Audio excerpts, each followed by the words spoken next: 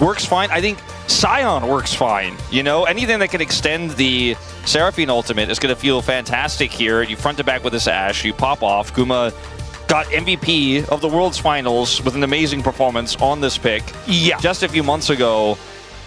This draft here for HANWHA Live Esports is completely open-ended. You could do anything.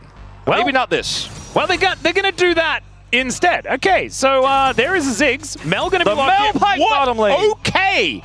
That is a different bottom lane that I was expecting. We were seeing a lot of MEL in first stand, largely used in the mid lane. Haven't necessarily seen it as a bottom lane pick, but I believe she was more popular in bottom lane elsewhere, outside of the LCK, when she debuted. So this is a little bit of fun out of HANWHA BRION. I don't know whether it's good, but it is fun, as we've now got Zeus considering playing a Nivea top, but it's probably just going to be Gnar. And there it is. Zeka taking a leaf out of APA's book with a bit of the Ziggs mid. Kind of fun. It is very fun. It is very much able to outrange Azir, and that's why it's picked here. It could theoretically work, and this time, Teddy could certainly carry. Let's get into the Rift here for game number 2.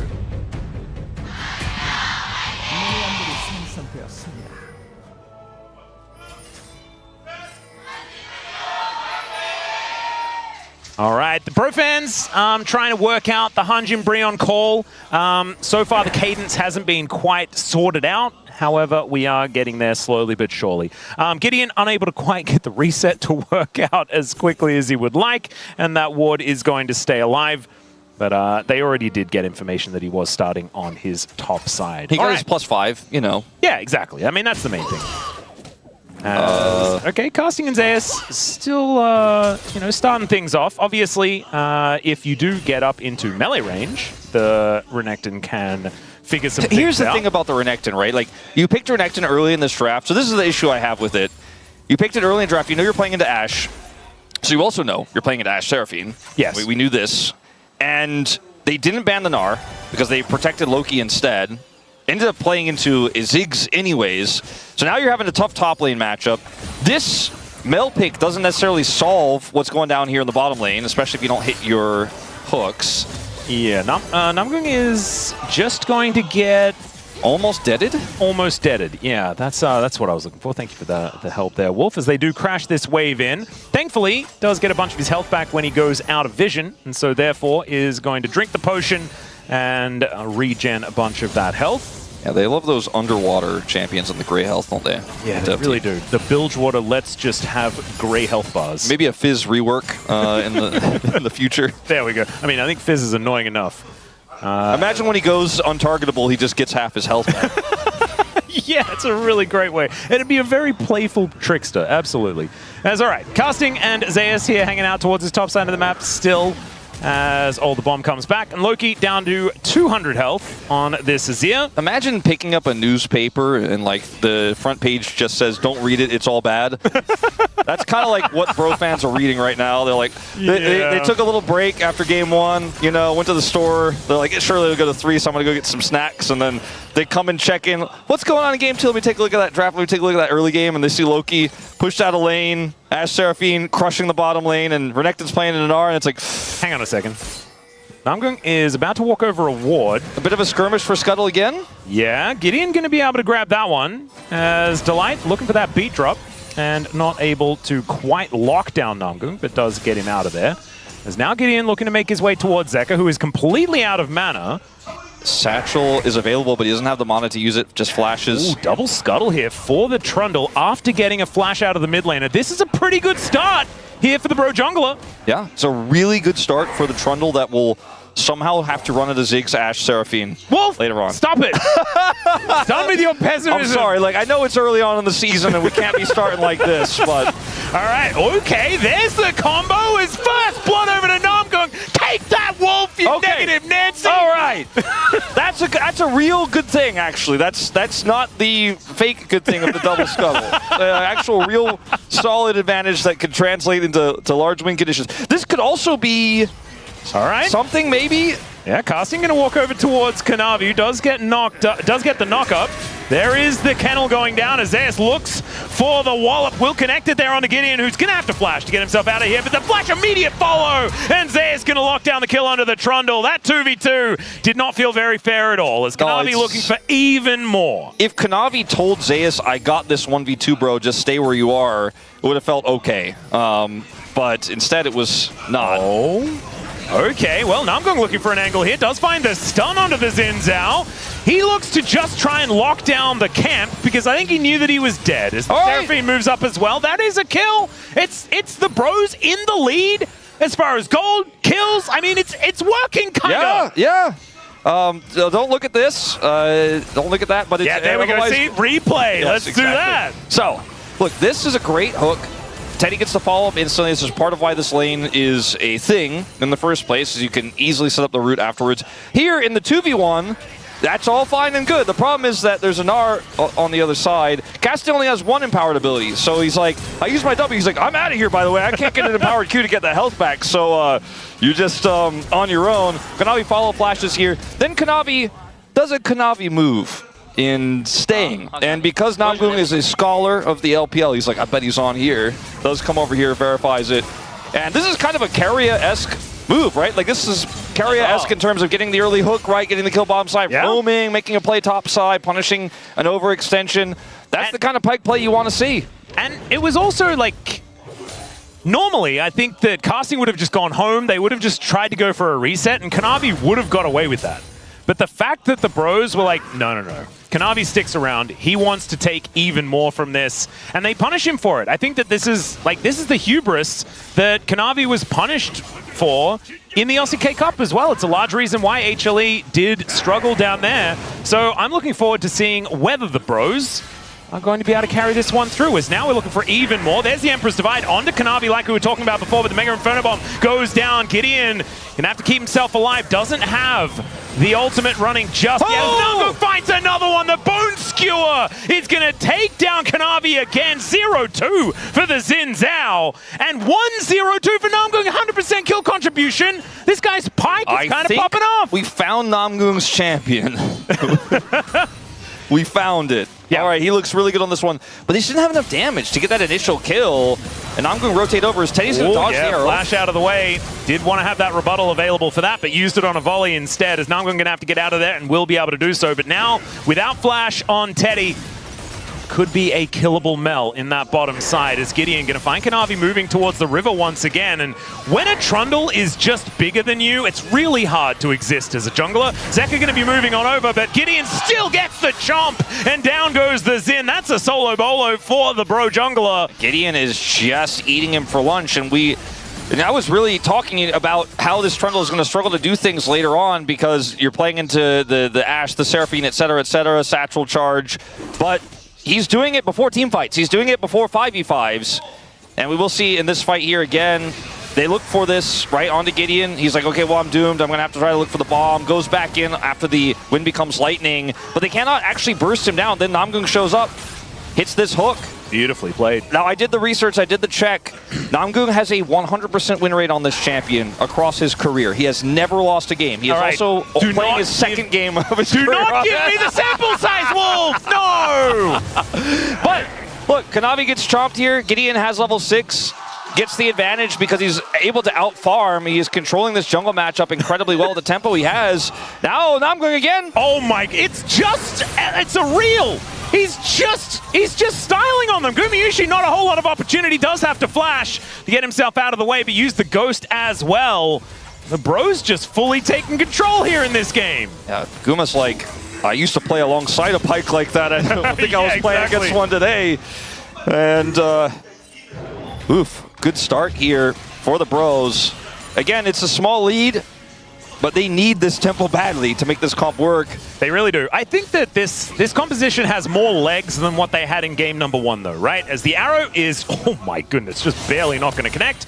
And the bros are able to walk out of the way. Does get a bit of information. It's kind of like a very expensive hawk shot. Sure. That they threw through there. There were minions in the mid lane, though, so I guess they could see them anyway. So it's not exactly working. Gumayusi is going to take a bit of damage here from Teddy. Does have that overwhelmingness available. Throws it down there as they get the heal out. Yeah, Namgung's here, so I think that's the right call. He does not have ultimate, though, but still, better safe than sorry to drop that heal. Yep. Still going to annoy Delight there as he lands another bone. It's still a win, right? Even if they don't get the kill, they're just shoving another wave in, getting more plate gold to Teddy. But like I said, once he gets into the mid lane and once his quest is complete, he is going to farm up a Storm. They're also going to turn this into first Drake. And bro, they get the Infernal Dragon, so a great Elemental Dragon to start. Everything is coming up bro-sided here, and I actually had a conversation with Degon about this just maybe it was yesterday or 2 days ago about how we were debating about whether HANWHA Life Esports, like, should we buy the stocks now or sell, you know, continue to say, like, we're not sure. I said my biggest concern is playstyles are really difficult to change, and Kanavi has spent the better part of a decade in the LPL, and so far in this game, I think it's come back to bite him a little bit, and, you know, this is one of those games where if you had just played a little bit safer, a little bit more, the game state looks completely different, right? And HANWHA Life Esports are definitely in a comp that can come back. Like, this is not a lost game by any means. It's getting in once again with the gank. Yep. Let's see whether Namgung can find it. Finds the double snare as Teddy also able to layer it in. But Namgung this time is going to get punished as Kanavi was lying in wait. And HLE are going to be able to win out in the skirmish on the bottom side. Now looking to push further forward as Teddy could be in a bunch of trouble. The flash over from Kanavi as he gets the audacious charge in. And the arrow will connect. The encore from downtown and Teddy will be taken out. It's Kanavi that grabs that kill as Loki. I just do not think that this is going to be your time to shine, my friend, and he agrees as he backs away. Now Gideon tries to put them in the kennel, exactly right. As now casting, flashing onto Zeus. Let's see whether he can actually win the fight as he's looking for the opportunity. Dominus is down, and he's closed the gap onto this mini-Gnar. But now he doesn't have a lot of gap close remaining, and the Dominus not going to be enough to kill this mini-Gnar here in the top lane. So the bros, flash either. Yeah, trying to find some opportunities here, but HLE now with a gold advantage. It would have been really tough for him to slice there onto Zeus and then get another empowered W when it came back. As Namgung's going to go for another pass here. Oh dear. I think Kanavi is still... never mind, maybe he's actually gone back. No, never mind. He has remained in the brush, so don't go for it. Yeah, Namgung was very aware that, like, of course Kanavi will still be on Krugs. Maybe he should have been aware that, of course, he'll be looking in this brush. Yeah. He knows parts of Kanavi, but not all. It's Titanic gear for Kanavi as well as his first item. That is... It's a unique choice. Usual. Yeah, it's kind of cool. He's going to be missing his Sundered Sky, potentially in some upcoming scraps. Let's have a look at this one more time. Is Kanavi just perfect position? Yeah, bro, like me, are unaware when I got super hyped for the double stun here from Namgung that Kanavi is in fact here. Not only is he here, but he's closer than their jungler. And then Teddy has already used his rebuttal, so he cannot actually stop the arrow, and the follow-up encore is brilliant. Yep. And then Loki, nothing he can really do, but at least does not die for it. So now the gold is, I mean, it's not a massive number or anything like that. The Bros still with an opportunity, but HLE taking back control. Gideon going to be helping out casting here. Just gets slammed into this turret and will just be taken out. Zeka with the big old bomb is going to be able to take him down. Now Namgung looking to try and get in here and support Gideon. They got to buy time for Loki to get here. Yeah, decent little bone skewer to buy a little bit of space, but the bouncing bombs are flying forward and Namgung has no health bar to speak of. Gideon, the same situation here as it looks like Zeka has come online. Loki, very, very late to this one as Kanavi, I think he's dead. Emperor's Divide is going to sweep him up, but now that's not going to be available for protecting this turret, which is likely to go down. Teddy is liberal with his use of the rebuttal. Yeah, I get a little bit anxious about that. Yeah, I had the same feeling. I was like, that's not what you want to. That's not what you want to block in this scenario. He pressed his buttons. Look, your Gideon's coming up. So is Namgung, but you know you're just a sitting duck here. You don't have flash because you looked for the flash play earlier on the Zeus and didn't get anything out of it. And then here Namgung is like, come on, Loki, we can play this, but realistically they cannot in fact play this. And now, you know, it's the two sides of Kanavi, right? The over-aggression sometimes comes back to bite you, but sometimes gets you a huge edge. In this situation, he was kind of up a creek without a paddle. Loki is finally able to get something from that rotation, but all the while, Guma was free-farming in the bottom lane. And HANWHA Life Esports have basically tripled their small lead now into 2,000. And Zeka's going to be able to satchel this turret. A lead for the Bros feels like now it might have just been very short-lived. At least we got to talk about it, though. Yeah. You know, that's what feels fantastic, having an opportunity to sing some praises. Now, we're going to go back to what we were talking about kind of in the majority of game number one, which is the uphill battle that the Bros find themselves in. Zeus does now have his Trinity Force complete. Casting still looking for item number one himself. As Gumayusi parked in this mid lane. And I think Yeah, I'm now a little bit more worried for what the bros are going to be able to do. However, if these Qs keep landing, Teddy's going to be having a better time. I would love to, you know, just win a team fight. Just one team fight. You know, I mean, I know that sounds very basic, but this MEL can explode in the mid game if that happens, but they just don't have great tools from behind, and they held onto the tempo for a while, and it has certainly shifted to the other side now as Loki even gets satcheled here. Yeah, and Kanavi looking for an angle here towards Namgung, and the Pyke will die to like a second and third auto attack. They could consider a dive here for sure. Loki may have to just, I mean, best of luck. Yeah, let's see whether Loki can survive this one as they do get the bone skewer, and Zeka could be in trouble. There's the Flash Emperor's Divide as Loki is just dead. And Zeka also managed to kill the Pyke at the same time. Mega Inferno Bomb goes down, and Zeka is becoming a gigantic problem here in this game. Delight is dead, so there's at least that, but still. Another wave. Gideon has to try to run away. Yeah, Kanavi looking for that 3-talon strike. Will be able to get the slow from the Wind Becomes Lightning, and there it is, the last shot. Gumayusi should be able to help lock this one down. He is gifted that kill as Teddy is just going to try and grab some scraps here in this mid lane. Casting is getting punished by Zeus on the top side, and once again, just kind of looks like HLE are winning everywhere.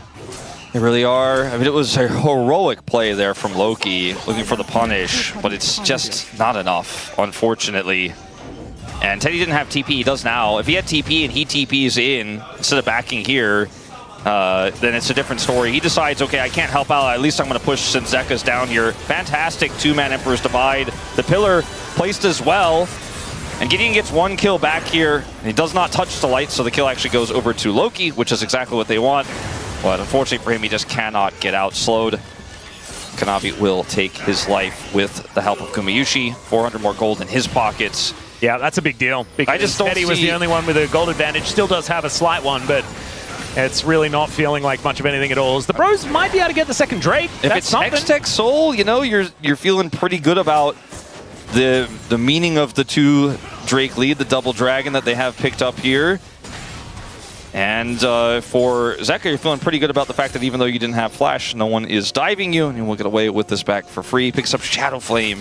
Oh, Shadow Flame at 16.5 minutes on the Ziggs. He is doing boom boom damage, and he does it very quickly and very burstily. Yeah, and I tell you what, I'm pretty impressed by Zeka's Ziggs so far. He's known as a little bit more of the mastery player. Champion pull is something that we talk about with this guy quite a lot. But looking really good on a pick that isn't necessarily in his wheelhouse. Agree. That's a really good point you bring up. I was kind of skeptical of it, although the rest of the draft made me feel like it wouldn't matter, but he's kind of popping off, Atlas, and so that's a good thing. Having a good time, as Namgung is not going to quite find the bone skewer, and also just has to dash his way out of there. We've gotten to the point of the game where HANWHA Life Esports have control, Kanavi has free reign, and they're going to take this turret out, and you see Hanjin BRION just cowering, you know, on their side of the map, trying to farm. And yeah. That is a problem for how this draft needs to work. It needed to be ahead. It needed to have tempo advantage. It needed to be able to set the pace of fights and not try to avoid all of the CC. It just doesn't look like that's ever going to happen as Kanavi goes in. Yep, there's the knock-up as, okay, Teddy does find an angle for the rebuttal. The Encore does go wide as now Gideon thinks that this may be an opportunity casting on a flank angle, but doesn't really want to go in alone, and the rest of the bros are a little bit too far behind. HLE looking to turn and take themselves down a crocodile. They might be able to do so as Gideon goes in, leads with the subjugation and does put down the kennel, but they are not going to overcommit onto anything here, and Mega Inferno Bomb almost just kills Namgung outright. Yeah, that Shadow Flame's a problem, Wolf. Yeah, it's a bit of a problem. This lead that he has is quite large. I think Bro played that well, but again, HANWHA Life Esports called it. They saw the flank. They were like, all right, let's turn on him and push away. If Teddy's given a little bit more time to layer some damage in, maybe Bro could have eventually chipped away, but it's the right call to leave there. And luckily for Namgung, he does escape with his life, but Flash now on cooldown.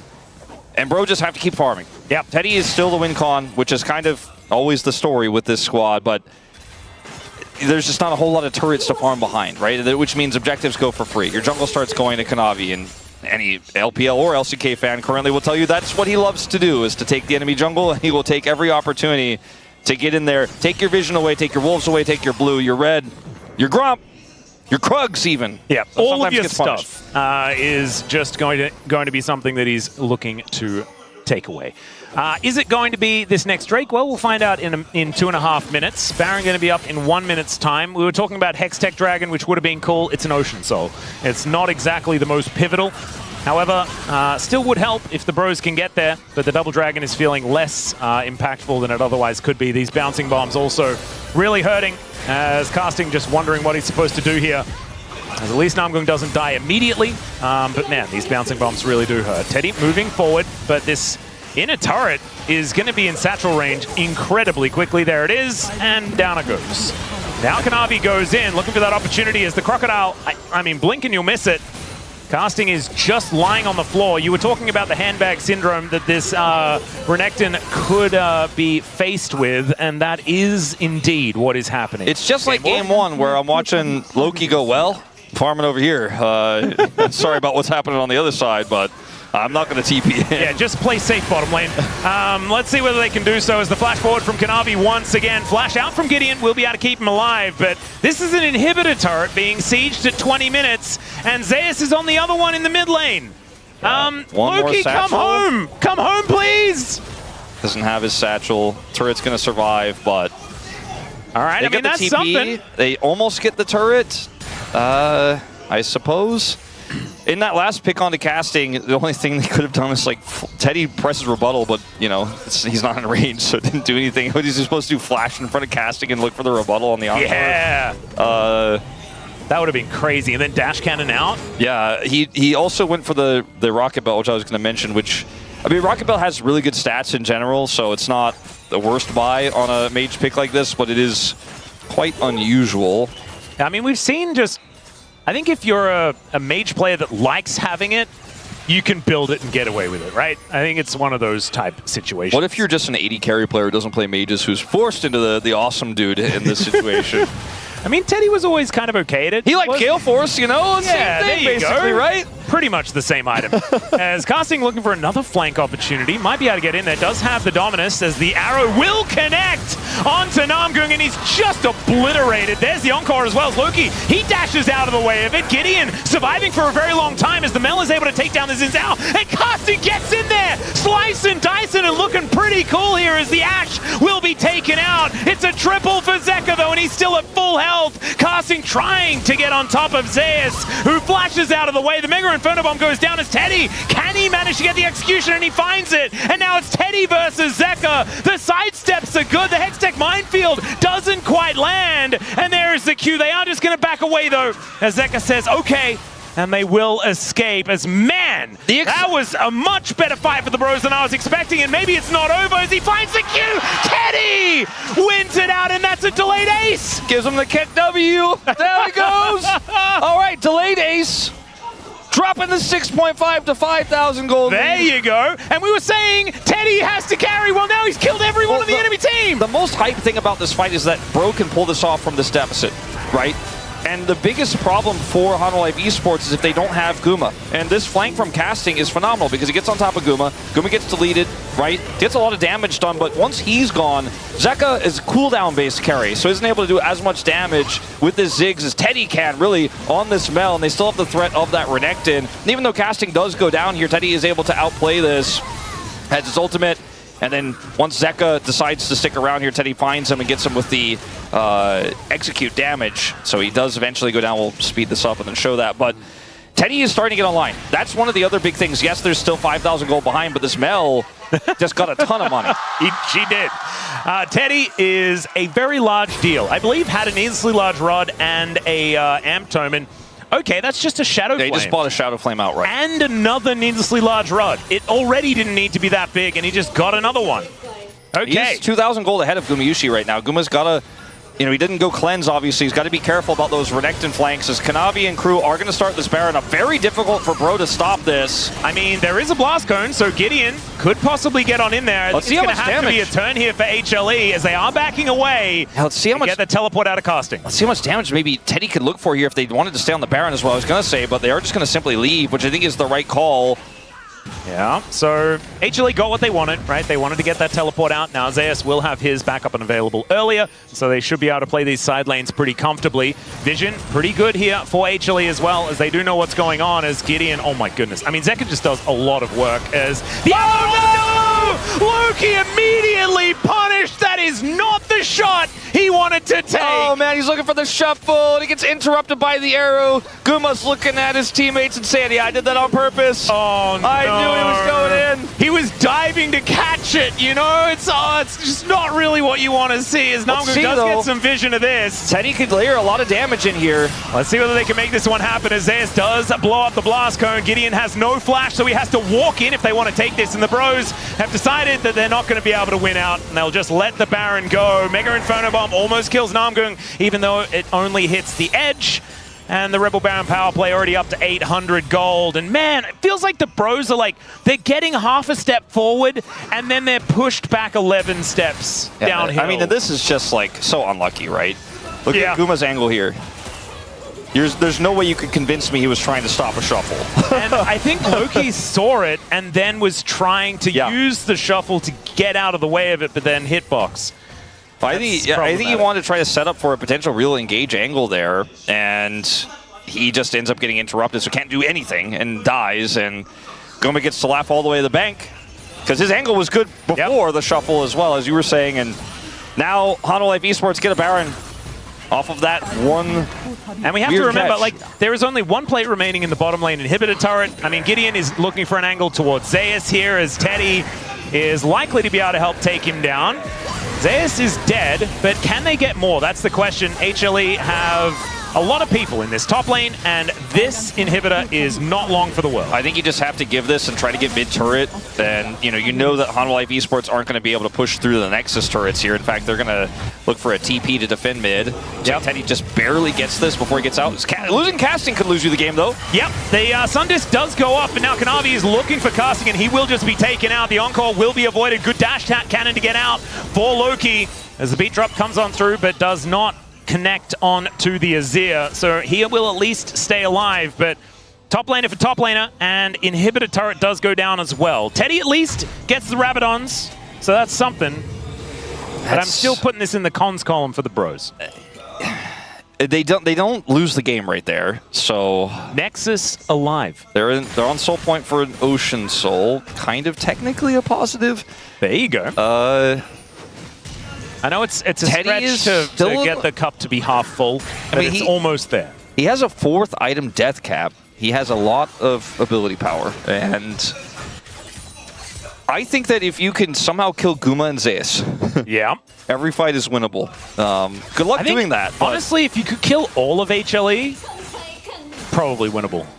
I think the problem is now that Zeus is so large, like even if you kill Guma, he's actually a better AD carry than Guma in this game. And he's building some MR here as well. He's going to end up having that wit's end, which makes it even more difficult for Teddy to carry into him. You have double AP with this Azir, so it's a great item choice. Well, Kanavi possibly out of position here, as there's the Crescent Guard pulled over the base gates, as the arrow is going to go wide. Gets a flash though out of Teddy, and that is a huge deal, as now the mobility is low for this MEL. And we'll take another inhibitor. Just like game one inhibitor at a time. HANWHA Life Esports are just picking bro apart. This time though, they have 0 dragons. Yeah. And Teddy, he doesn't have flash, but he's got dash cannon, so there you go. He uses rocket belt to get out of any situation, surely. I mean, Loki, his last dash was into an arrow, but now he's got dash cannon to have some additional mobility as well. It's already worked out once for him. Maybe they just survive a little bit longer. Teddy gets one more item. Well, let's just see.